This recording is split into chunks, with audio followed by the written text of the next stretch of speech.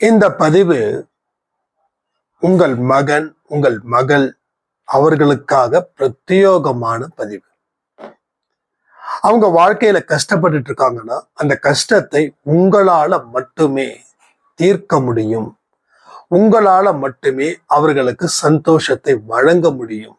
ஏன்னா உங்களை மட்டும்தான் நமது சாயப்பா ஆசீர்வதித்திருக்கிறார். ஸோ நீங்க மனம் தளர்ந்தால் வாழ்க்கையில் எந்த சந்தோஷமும் ஏற்பட முடியாது என்பதை உணர வைப்பதற்கான பதிவு தான் இது. உங்களால எல்லாமே முடியும். உங்க குழந்தைங்க முன்னாடி இப்படி ஆயிடுச்சு அப்படி ஆயிடுச்சுன்னு சொல்லி அழுது அவங்களுடைய நம்பிக்கையை தயவு செய்து குறைக்கவோ அழிக்கவோ வேண்டாம். ஒவ்வொரு மகனுக்கும் ஒவ்வொரு மகளுக்கும் தன் தாய் தந்தையை ஹீரோ. அதனால உங்களால மட்டும்தான் இந்த குடும்பத்துல இருக்கிற அத்தனை பேரையும் காப்பாற்ற முடியும். நீங்கள் பொறுமையாக இருந்து என்னென்ன வழிமுறைகளை நீங்க செய்யணுன்றத இந்த வீடியோ பதிவில் நம்ம சொல்லியிருக்கோம். வெற்றி என்பது உங்களுக்கே சாத்தியமாக்கப்படுகிறது. இந்த பதிவை முழுவதுமா கேட்டு அதற்கு தகுந்த வழிமுறைகளை நீங்கள் உருவாக்கி இன்றே இந்த நிமிடமே இதற்கு உண்டானவைகளை ஆரம்பித்து விடுங்கள். சாய்ராம். என் உயிரின் உயிரானவர்களே, ஒரு பெரிய சந்தோஷமான செய்தியை நான் பகிர்ந்துக்க போறேன். இன்னைக்கு காலையில வெற்றி நிச்சயம் சாயின் சத்தியத்தை ஒரு சாய்ராம் கேட்டிருக்காங்க. அவங்க தலையில கை வச்சு பார்க்கும்போது அவ்வளவு ஒரு உஷ்ணம் வெளிப்பட்டுச்சு. அது மிக முக்கியமான ஒரு தருணமா எனக்கு இருந்தது. கண்களை மூடி சாயப்பாவே அப்படின்னு அந்த பிரார்த்தனை செய்ய செய்ய செய்ய என்னுடைய உச்சந்தலையில மறுபடியும் கையை வச்சு பார்க்கிற அவ்வளவு ஒரு குளிர்ச்சி. சாயப்பாவுடைய வருகையும் சாயப்பாவுடைய தொடுதலையும் இந்த காலையில கொடுத்த பதிவின் மூலமாக நான் தெரிந்து கொண்டேன் அப்படின்னாங்க. சோ இது பெரிய வரம் இந்த சாய்ராமுக்கு. சோ இது மாதிரி வரத்தை நீங்களும் பெறணும் தானே. அப்போ அதிகாலை 4 மணிக்கு எழுந்திருத்தால் இந்த பலன் நிச்சயமாக உங்களுக்கு கிடைக்கும். அப்போ அவங்க வாழ்க்கையில இனி ஏற்றம் மட்டுமே. இரக்கத்துல இருந்து அவங்க பெரிய ஒரு வாழ்க்கைய லீட் பண்ண போறாங்க. ஏன்னா ரொம்ப புவர் அந்த மாதிரி குடும்பம். அவங்க சொல்றாங்க, கேட்கும்போது எனக்கு ரொம்ப சங்கடமா இருந்தது. நான் மொபைல் யூஸ் பண்றது, நெட் பேக் போடுறது அன்பே சாய் பதிவை கேட்பதற்காக மட்டுமே. அதுக்காக நான் என்னைக்குமே ஒரு 300 ரூபாய் நான் வச்சிருப்பேன். மீதி ஒரு 300 500 அன்பே சாய் குடும்பத்துல இருக்கிற நம்ம ஃபுட்டு டொனேட் பண்றோம் இல்லையா, அவங்களுக்கு நான் கொடுப்பேன் அப்படின்னாங்க. ஸோ எப்பேற்பட்ட மனசு அவங்களுக்கு இருக்குது அப்படின்னு யோசிச்சு பாருங்க. தினந்தோறும் காலையில 4 மணிக்கு, இன்னைக்கு மட்டும் எழுந்திருக்கல, கிட்டத்தட்ட நம்ம சொன்ன நாள்ல இருந்து அவங்க எழுந்திருக்கிறாங்க. ஒருவேளை வெற்றி நிச்சயம் சாயின் சத்தியம் அந்த பதிவை பார்க்கலன்னா வேற ஏதாவது ஒரு வீடியோவை, நம்ம அன்பே சாய் வீடியோவை கேட்டு பார்த்து அதுக்கு தகுந்த மாதிரி அவங்க நாட்களை அழகா அற்புதமா உருவாக்குறாங்க. சோ நம்மளுடைய முயற்சி, நம்ம தியாகம், இந்த ரெண்டும் இல்லை அப்படின்னா எதுவுமே இல்லை. முதல்ல தியாகம். திரும்ப திரும்ப சொல்றது தியாகம். தியாகம் செய்யுங்க. முதல்ல உழைக்கிறத நம்ம மறந்துட்டோம், பேசுறத நம்ம ஆரம்பிச்சிட்டோம். அதுக்கு முன்னாடி உழைக்கிறவ பேசல. ஆனா இன்னைக்கு உழைக்க மறந்துட்டோம். பெருசா உழைப்பு ஒண்ணும் வரல, ஆனா பேசுறத ஸ்டார்ட் பண்ணிட்டோம். நான் எல்லா கம்பெனியும் சொல்லல, நிறைய கன்சர்ன்ல ஒர்க் பண்ணக்கூடிய இடத்துல, அது கவர்மெண்டா இருக்கட்டும் இல்ல பிரைவேட்டா இருக்கட்டும், 8 மணி நேரம் ஒரு டியூட்டி ஹவர்ஸ் அப்படின்னா அவங்க எவ்வளவு நேரம் வேலை பார்க்குறாங்க, எவ்வளவு நேரம் மற்ற விஷயத்த பேசுறாங்க, எவ்வளவு நேரம் ஃபோன் பார்க்குறாங்க. சரி, இப்போ ஃபோன் வந்ததால பார்க்குறோம். ஃபோன் இல்லாத காலத்தில் என்ன பேசியிருப்பாங்க, எவ்வளோ நேரம் பேச முடியும்? அப்போ ஒர்க் பண்ணாங்க. பட் இன்னைக்கு இன்னும் சூப்பரா ஒர்க் பண்ணாங்கன்னா இங்கேயே நாம அழகா அற்புதமா சம்பாதிக்க முடியும். பட் உழைக்கிறத மறந்து பேசுறத ஆரம்பிச்சிட்டோம், இல்ல போன் பார்க்க ஆரம்பிச்சிட்டோம். எங்க வேலை செய்யற இடத்திலேயே நாம இதை தானே செஞ்சுக்கிட்டு இருக்கோம். இப்ப வேலைக்கு இருக்கக்கூடிய நேரத்துல பொழுதுபோக்கு வைக்கும் போது சொல்லவா வேணும் மத்த மணி நேரத்தை. அப்போ இதன் மூலமா தான் பல விஷயங்கள் நடக்குது. நீங்க இங்க ஹவுஸ் ஒய்ஃபா இருக்கீங்க, உங்களுக்கு காலையில எழுந்திருக்கணும், நான் என்ன வேலைக்கா போக போறேன்னு நினைக்கலாம். பட் உங்களுக்கும் சரி, யாருக்கா இருந்தாலும் சரி, அதிகாலை 4 மணிக்கு எழுந்திருத்து கை கால் மூஞ்செல்லாம் கழுவி நாம செய்ய வேண்டிய அத்தனை வேலைகளையும் திருப்திகரமா செஞ்சு அந்த காலை பொழுத நல்லபடியா தொடங்குனா இரவு பொழுது வரைக்கும் உங்களுக்கு மிக பெரிய நாளாக அது அமையும், மிக பெரிய நாளாக அமையும். ஒரு சாய்ராம் சொன்னாங்க, நீங்க சொன்னீங்க நிறைய பதிவுல, நேரத்தை கணக்கெடுங்க, டைம் மேனேஜ்மெண்ட் பத்தி நம்ம சொல்லியிருந்தோம், என்னைக்கோ ஒரு பதிவுல சொல்லியிருந்தோம். அதை இன்னைக்கு வரைக்கும் நான் சரியா பயன்படுத்துறேன். இப்போ 24 மணி நேரம் எனக்கு அதிகப்படியான நேரமாக இருக்கிறது. ஏன்னா அங்க என்டர்டைன்மெண்ட் அப்படின்றது 6ல இருந்து 7 மணி நேரம் வரைக்கும் நான் தூங்குற நேரத்திலையும் மொபைல் பார்த்தேன், வேலை செய்யற நேரத்திலையும் நான் பேசினேன். நான் என்ன பண்றேன்னு எனக்கு தெரியல, திடீர்னு பார்த்தா நேரம் கடகடன்னு ஓடிடும். இப்போ நீங்க சொன்னது போல, அதாவது நாம சொன்னது போல 24 மணி நேரத்தையும் 3ஆக பிரித்து 8 8 8 இதை பிரித்து அன்னைக்கு நீங்க சொன்ன அந்த டைம் டேபிள் படி இன்னைக்கு நான் வாழுறேன். இன்னைக்கு நல்ல ப்ரொமோஷன்ஸ் எனக்கு கிடைச்சிருக்குது. ஒரு ஒரு என்னைக்குமே ஒரு பதட்டம் இல்லாத ஒரு அமைதி சூழ்நிலையில நான் இருக்கிறேன். என்னை பத்தி நிறைய பேர் கேட்குறாங்க, இவ்வளவு பெரிய போஸ்டிங்ல இருந்தும் எப்படி நீங்க ஃப்ரீயா இருக்கீங்க, உங்க மைண்ட்ல எந்த ஸ்ட்ரெஸ்ஸுமே இல்லையே அப்படின்னு கேட்குறாங்க. நான் சொன்னது ஒன்னே ஒண்ணுதான், டைம் மேனேஜ்மெண்ட்டை ஃபாலோ பண்ணுங்கன்னு. ஆனா யாருமே கேட்கல சாய்ராம் அப்படின்னாங்க. கேட்க மாட்டாங்க. ஏன்னா நம்ம மக்கள் ப்ராப்ளம் வரும்போது காது கொடுத்து கேட்பாங்க, காது இழுத்து கேட்பாங்க. ஆனா அவங்களுக்கு தகுந்தது போல சொன்னா மட்டும்தான் அவங்க செயல்படுவாங்க. காலையில எழுந்துருன்னா அடப்போயா நீ வேற 4 மணிக்கு போய் எழுந்திரிச்சிட்டு என்ன பெஞ்ச், அப்ப 4 மணிக்கு எழுந்திரிச்சவன் தான் ஜெயிச்சானா முடிச்சானான்னு சில பேர் தாறுமாறா பேசுவார்கள், தாறுமாறாக. அதனால கேட்கிறவங்க கேட்டுட்டு போறாங்க, நீங்க அதை பத்தி கவலைப்படாதீங்க, நீங்க ஃபீல் பண்ண வேண்டிய அவசியம் இல்லை அப்படின்னு நம்ம சொன்னோம். கரெக்ட் தானே சொன்னது? அன்பே சாயில சொல்றோன்னு வச்சுக்கோங்களேன், 40 ஒரு 100 பேர் கேட்குறீங்க, 100 பேர்ல 100 பேருமா ஆஹா ஒரு சொல்லிட்டாரு 4 மணிக்கு எழுந்திருக்கணும், வாழ்க்கைய வாடணும்னு நினைக்கிறீங்க. ஓப்பனா சொல்லுங்களேன், உடம்புக்கு முடியாதவங்க, காலையில பீசிங் வரவங்க, தயவு செய்து அவங்கள நான் சொல்லல, ஓகே? பட் நார்மலா இருக்கிறவங்களுக்கு தான் நான் பேசிட்டு இருக்கேன். வெரி பக்கா நார்மல். ஒண்ணு நீங்க கேட்கலாம், நீங்க எத்தனை மணிக்கு எழுந்திருக்கிறீங்க சாய்ராம் அப்படின்னு. நீங்க யாரும் இப்ப கேட்க மாட்டேறீங்க, கேட்கறத கேளுங்க தாராளமா. நான் கரெக்டா சொல்லட்டுமா? 4 or 4:30 இந்த டைம் தான் நான் எழுந்திருக்கிறேன். இந்த டைம் எழுந்திருச்சாதான் எனக்கு எல்லா வேலையும் செய்ய முடியும், இல்லைன்னா எனக்கு தலை பிச்சுக்கும். பட் நாம வாழ்க்கைய சரி பண்ணணும் அப்படின்னா நாம சரியானதானே சரி பண்ண முடியும். அப்ப பேசுற நான் செஞ்சாதானே, அந்த அனுபவத்தை தானே இங்க சொல்லிட்டு இருக்கேன். எனக்கு கரெக்டா இருக்கு, 1 மணி நேரம் ஒர்க் அவுட், 1 மணி நேரம் வாக்கிங், 1 hour சாயப்பாக்கு செய்ய வேண்டிய கடமைகள், அதுக்கப்புறம் என்னை சுத்தி இருக்கக்கூடிய விஷயத்த நான் சரி பண்ண வேண்டிய நேரம், என்னோட ஆஃபீஸ், என்னோட அன்பே சாய் குடும்பம், எல்லாத்தையும் நான் சரி பண்றேன். ஆரம்பத்துல கஷ்டம் தான், எனக்கு மட்டும் தூக்கம் வராதா? நம்ம தூங்குறதே 12 மணிக்கு, அப்போ தூக்கம் வராது. போதும், 4 hours எனக்கு போதும். எஸ், ஒரு 1/2 hour டைம் கிடைச்சதுன்னா ஜஸ்ட் உட்கார்ந்த மாதிரி ஒரு ஓய்வு, அவ்வளவுதான். ஸோ என்ன ஆயிடுச்சு? ஒன்றும் இல்லை, நல்ல சூப்பரா இருக்குது, ரொம்ப எனர்ஜெட்டிக்கா இருக்குது. நைட்டு 10 மணிக்கு 10:30 மணிக்கு நான் ஒரு இடத்துக்கு போனா கூட அந்த டயர்ட்னஸ் எனக்கு இருக்கிறது இல்லை. ஏன்னா நான் 4 மணிக்கு எழுந்திருக்கிறதால, 4 o'clock எழுந்திருக்கிறதால. ஒண்ணு தெரியுமா, இன்னைக்கு வெற்றி நிச்சயம் சயின்ஸ் பதிவு கொடுத்தது 3 மணிக்கு கொடுத்தது, விடிய காலையில 3 மணிக்கு கொடுத்தது. 3 மணிக்கு எந்திரிச்சு 3 மணிக்கு அந்த கை கால் மூஞ்செல்லாம் குளிச்சுட்டு ரொம்ப ஆயில் தலையில எண்ணெய் ஜாஸ்தி இருந்ததால அப்படியே கொடுக்க முடியாது, ஒரு மாதிரி இருந்தது ஹேர். குளிச்சுட்டு நான் கொடுத்தேன். பட் எத்தனை மணிக்கு? 3 மணிக்கு எழுந்திரிச்சு 3:30 மணிக்கெல்லாம் என்னோட எல்லா வேலையும் முடிச்சுட்டு வீடியோ கொடுத்துட்டு அதை எடிட் பண்ணி கடை முடிஞ்சுது. 10 நிமிஷம் தானே அது நம்ம 10-15 நிமிஷம் பேசணும். கடை எடிட் பண்ணியாச்சு. எடிட் பண்ணி ப்ரைவேட்ல போட்டாச்சு.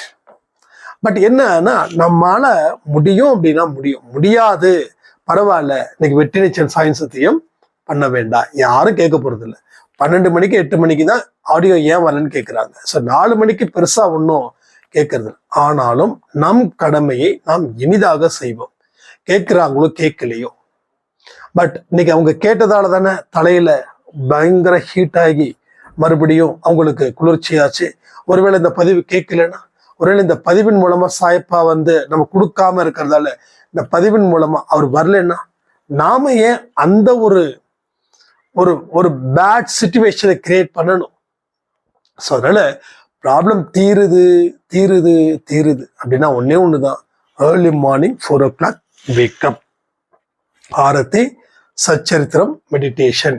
இதை ரெகுலர் பண்ணாம வேற எதையும் நீங்க சரி பண்ணவே முடியாது. என்கிட்ட நிறைய கேள்விகள் இதே தாங்க வருது, வேற ஏதாவது ஆப்ஷன்?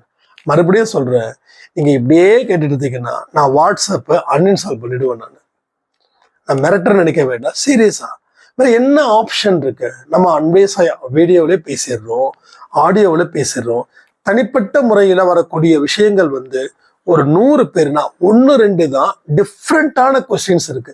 மீது எல்லாமே என் பொண்ணுக்கு பிரச்சனை, என் பையனுக்கு பிரச்சனை, யாருக்கு தான் பிரச்சனை இல்லை. பொண்ணுக்கு பிரச்சனைனா பொறுமையா நிதானமா என்ன முடிவு எடுக்கணும்னு பேசுறதானே இந்த பதிவு. வேற எக்ஸ்பெஷலி நம்ம என்ன சொல்லிட போறோம்? நீங்களே சொல்லு பாரு. அப்ப நான் 4 மணிக்கு எழுந்துருங்க, ஆன்மா கிட்ட பேசுங்கன்னா அது முடியாதுன்றீங்க. வேற என்ன பண்ண முடியும்? வேற என்ன வழி இருக்குது? அப்போ என்னமோ ஒரு விஷயத்த நீங்க எதிர்பார்க்கறீங்க, ஆனா அந்த விஷயம் எதுவுமே நடக்காதுங்க, சீரியஸா நடக்காது. நான் ஒரு இடத்துக்கு போகணும்னா நான் போனதா அதுவா வராது.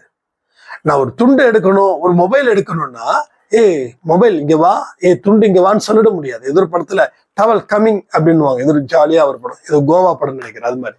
அப்பெல்லாம் இல்லை, உனக்கு வேணும்னா நீ தான் எழுந்திருக்கணும், நீ தான் போகணும், அப்பதான் அது கிடைக்கும், இல்லைன்னா கிடைக்காது. ஸோ என் வாழ்க்கையை நான் வெற்றிகரமா பண்ணணும், என்னோட குழந்தைங்களை நான் சரி பண்ணணும்னா நான் முயற்சி பண்ணணும், நான் முயற்சி செய்யணும். நான் சோர்ந்துட்டேன் அப்படின்னா யார் பண்ண முடியும்? அப்ப நான் மத்தவங்க சோர்ந்து போனா நான் சோர்ந்துடக்கூடாது. நான் ஓப்பனா சொல்லட்டுங்களா? நான் தெளிவா சொல்றேன். நம்ம வீட்டுல அம்மா, அப்பா, விச்சு, காயத்ரி இவங்கெல்லாம் இருக்காங்க, உங்களுக்கு தெரியும். அப்ப இவங்க டயர்டானா நான் டயர்ட் ஆயிட்டேன், இவங்க மேலும் டயர்ட் ஆயிடுவாங்க. நான் டயர்ட் ஆகாம ஓடிக்கிட்டே இருக்கணும், நான் ஓடுற குதிரை. அப்போ வீட்டுக்கு தலைமைன்னு ஒண்ணு இருக்கு. அப்பா தான் தலைமை, அம்மா தான் தலைமை, அது வேற. அதான் அவங்கள தாண்டி நம்ம ஒன்றும் பெருசா ஒன்றும் வாழல. சொல்றேன், இப்போ அம்மாவுக்கு உடம்பு சரியில்லை, அப்பாவுக்கு உடம்பு சரியில்லை, விஷ்ணுக்கு மனசு சரியில்லை, காயத்ரிக்கு மனசு சரியில்லையா, என்ன பண்றது? அப்படி சொல்லிட முடியாது. நம்ம ஓடுனாதான் அவங்க ஓடுவாங்க, நம்ம ஓடலைன்னா அவங்க ஓட மாட்டாங்க, நின்றுடுவாங்க. It's a fact. இப்போ உங்க குழந்தைக்கு முடியல அப்படின்னா நீங்க ஓடணும். ஏன்னா உங்க குழந்தைக்கு இருக்கக்கூடிய அறிவை விட உங்களுக்கு அறிவு ஜாஸ்தி, உங்களுக்கு அனுபவம் ஜாஸ்தி. அப்ப நீங்க சோர்ந்து போயிட்டீங்கன்னா வேற யாரு ஓட முடியும்? உங்க குடும்பத்துக்காக பக்கத்து வீட்டுக்காரன் ஓடுவாரா?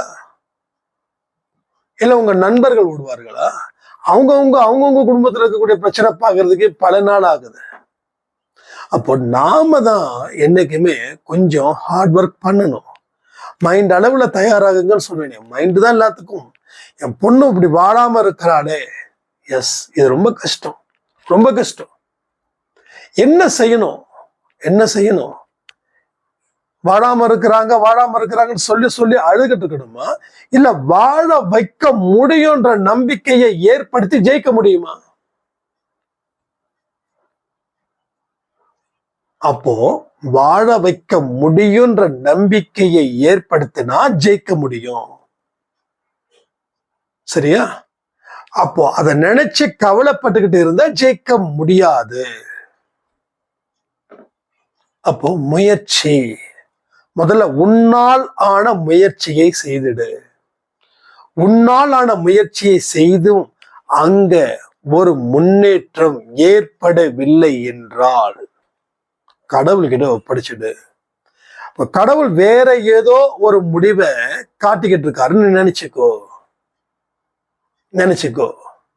ஆனா நீ ஓடிக்கிட்டே இரு. நாம ஓடணும். யாரு இஸ் அ ரெஸ்பான்சிபிலிட்டியோ அவங்க ஓடணும். ஸோ ஸ்கூல்ல இருக்கக்கூடிய டீச்சருக்கு என்ன பொறுப்பு? பசங்களை படிக்க வைக்கணும், நல்ல மார்க் எடுக்க வைக்கணும்.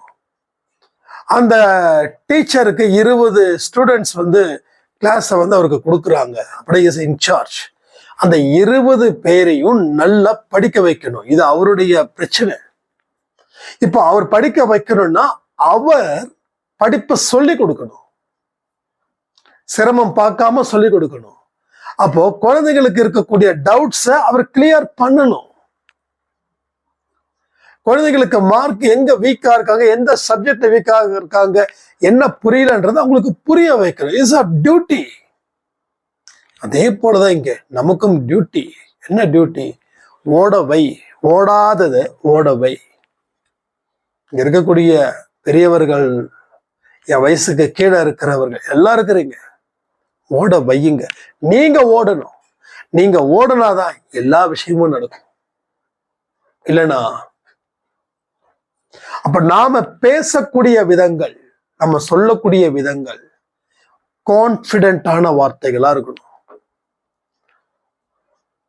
உங்க வீட்டுல உங்களை நம்பி இப்படி ஆயிடுச்சேன்னு சொல்லி அவங்க ஃபீல் பண்ணாங்கன்னா, உங்களுக்கு என்ன ஃபீல் இருந்தாலும் அதை அவர்களிடம் காட்டக்கூடாது.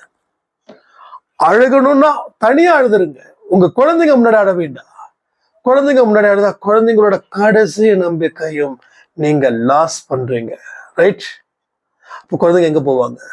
அம்மா வாழ முடியல, அப்பா வாழ முடியல, அப்பா என்ன செய்வாரு அப்படின்னு அந்த குழந்தை ஆரம்பத்துல எல்லாத்தையும் வெறுத்துருவாங்க. அதுக்கப்புறம் போகிற போக்கு ஆபத்தான பாதையில போகும். நீங்க அழுவணுமா? தனியா அழுவுங்க. சாய்பா முன்னாடி அழுவுங்க. இப்படி நிக்கிறாளே, இப்படி நிக்கிறானே, நான் என்ன பண்றது? நீதான் காப்பாத்தணும். ஆனா குழந்தைங்க முன்னாடி மட்டும் கான்பிடென்டா இருங்க. ஒன்னும் பிரச்சனை இல்லை, அம்மா இருக்கல, அப்பா இருக்கல, நான் பாத்துக்கிறேன், என்ன ஆயிட போகுது? எஸ், வாக்கு கொடுங்க. அந்த வாக்கின் படி நடங்க. கொடுத்தா போதுமா? நடக்க வேண்டாமா? நடக்கணும்ல. சோ அந்த வாக்கின் படி நடக்கணும். அப்பதான் ஒரு பெரிய சகாப்தத்தை நாம் உருவாக்க முடியும். நாளைக்கு உங்க குழந்தைக்கு நல்ல வாழ்க்கை கொடுத்துட்டா, உங்க குழந்தை சந்தோஷப்பட்டா, உங்களுக்கு சந்தோஷமா இல்லையா? கமெண்ட் பண்ணுங்க. நம்ம சந்தோஷத்தை விட நம்ம குழந்தைங்க சந்தோஷம் முக்கியம்னு நினைக்கக்கூடியவர்கள் தானே உலகத்துல இருக்கிற எல்லா பெற்றோர்களுக்கும்.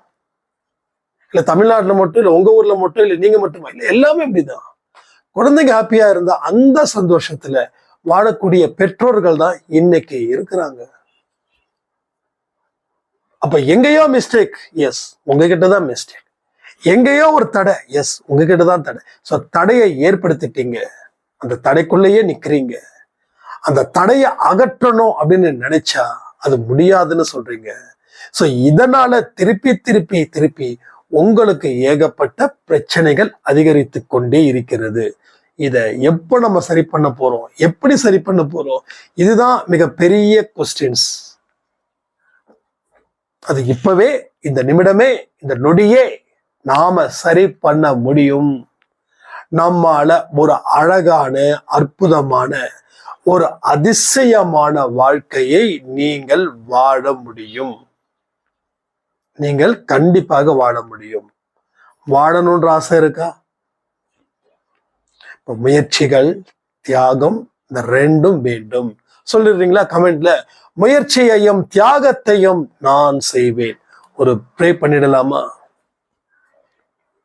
என் அன்பு சாயப்பாவிற்கு நன்றிகள், கொடான கொடி நன்றிகள். என்னையும் என் குடும்பத்தையும் காக்க வந்த தேவன் நீயே. எத்தனையோ கஷ்டங்கள் இருந்தும் விடுதலை அளிப்பது நீர் ஒருவரே. எங்களுடைய தடைகளை நாங்கள் போக்குவதற்கு நீ உதவிகள் செய்ய வேண்டும்.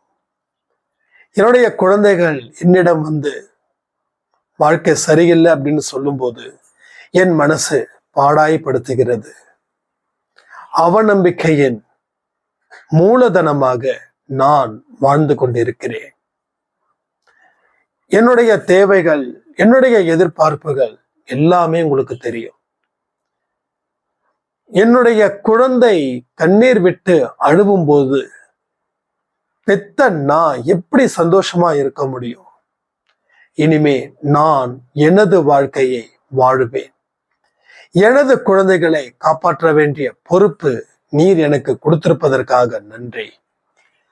நான் வளமோடும் வலிமையோடும் வாழ்வதற்கு நீயே எனக்கு அருள் புரிய வேண்டும். அற்புதத்தை நடத்துங்கள் என்று நான் கேட்கப் போவதே இல்லை.